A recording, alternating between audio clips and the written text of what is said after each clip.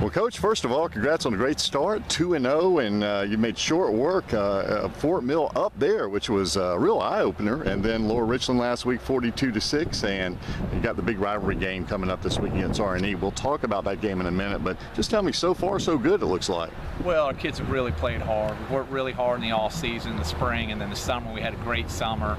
Kids are all on board. We had a few kids that missed some workouts or whatever, and they're doing a little struggling right now, but for the most part, the senior class has really kind of grown up and really kind of gotten together and really gelled and have done a good job. And we had some good, some juniors that really played well through these first two games.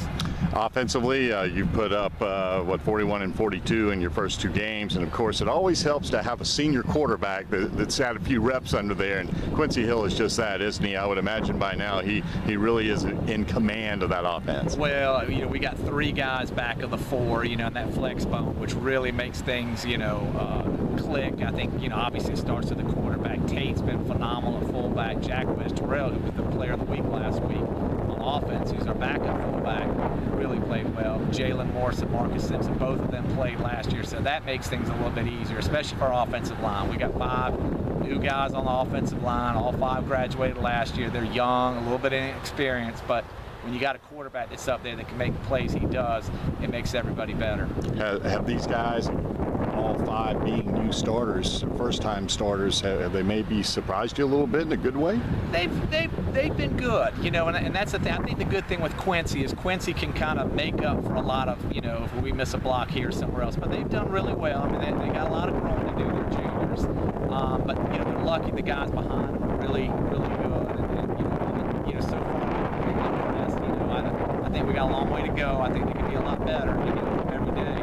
But so far, I've been real proud of them. On the defensive side, no need to pull any punches. It all starts with the amazing Channing Tindall. Well, and I think that's why we scored so many points. We're getting the ball turned over. We've already got 3 defensive touchdowns, which is, I think, about what we had last year. So when you got 3 defensive touchdowns, in 2 games, that speaks volume. So that helps our point scores. But they get the ball turned over a lot. A lot of possessions. The kicking game is not as where it was last year, although Alex Ferrer, I think, is going to be a really good kicker. We've been fortunate to have 4 really super kickers. He's a junior. He's going to be a good one. So he's been good. But, defensively, lots of turnovers. I think we've had 7 turnovers through 2 games, which when you have that, you're going to score a lot of points. So really good job. We got a lot of seniors that really stepped up on defense. Channing Tindall, Keandre Jones, John Krim has been really good.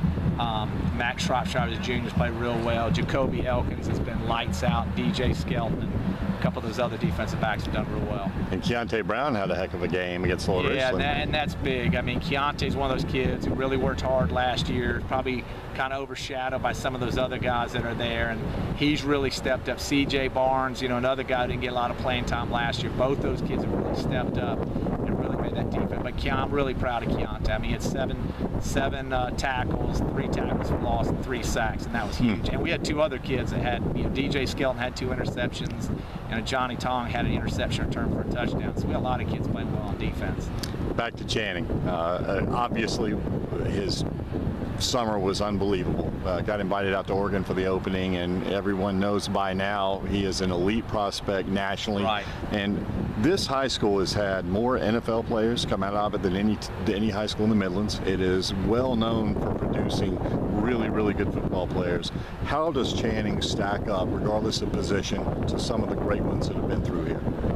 He's obviously very good. It's tough. I'm never the person to go say this guy's the best, that guy's the best, but he's going to be in that legacy. And again, he's still got a lot of games left to play. You had some really, you talk about Peter Bull, Michael Moore, Tyrone Leggett, Willie Wilson. You got guys that there's so many guys that have come through here, have played in the NFL. Christian Miller, who's at Alabama, who'll probably be playing in the league.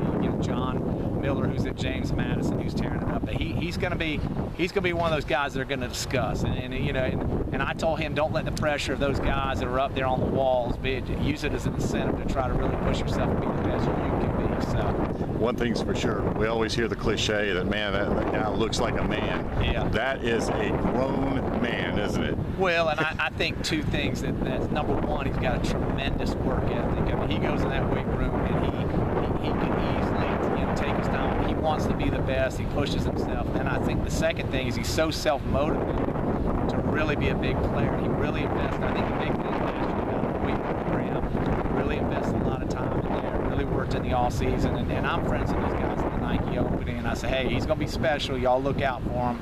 I've worked the camps for 22 years, and they called me after the Atlanta camp and said, hey, this guy's getting good. He's special. And he's just, that again goes to his work ethic. He works hard in the classroom, works hard in the field, works hard in the film room, and that's why he's where he's at today. Now you have coming up on Friday R&E, and you go back far enough to where, gosh, it used to be a region game and all of that, and obviously those things have changed, but the rivalry itself still remains, doesn't it? Well, I played at Richmond Northeast. I was on those first 3 teams that won, and Richmond Northeast won the first 10 games. So it's a rivalry game. There's nobody in this city that knows it better than I am because I've lived through it. I coached 13 years at Richmond Northeast. This is my 8th year here at Spring Valley. So you're talking 24 years of either being playing or coaching or something else on both sides. So I know what is at stake. It's a great rivalry. I think it's the best rivalry in the Columbia area.